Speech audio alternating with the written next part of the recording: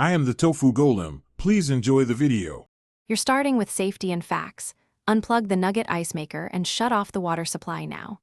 Inspect the water line connection for leaks or kinks. Use a towel to catch drips.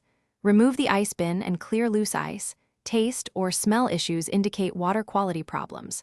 Check the filter housing and replace if older than 6 months. Once done, have a multimeter and clamp ready to test solenoids and sensors. You'll use them in the next steps.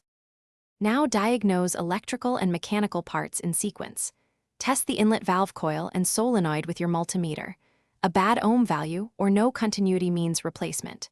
Next, remove the front panel to access the auger, evaporator plate, thermostats, and sensors. Look for broken gears, seized bearings, or heavy scale. Clean mineral buildup using a 1:1 vinegar solution. Gently scrub the evaporator fins and auger housing. Make sure the drain and pump circulate water freely. Flow problems mimic refrigeration faults. Reassemble carefully. Secure panels and reconnect the water line before plugging the machine back in.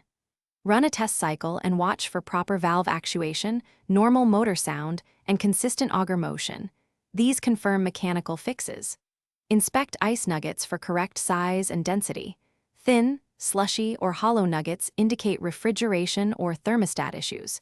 If you still see problems, replace the water inlet valve or thermostat and retain.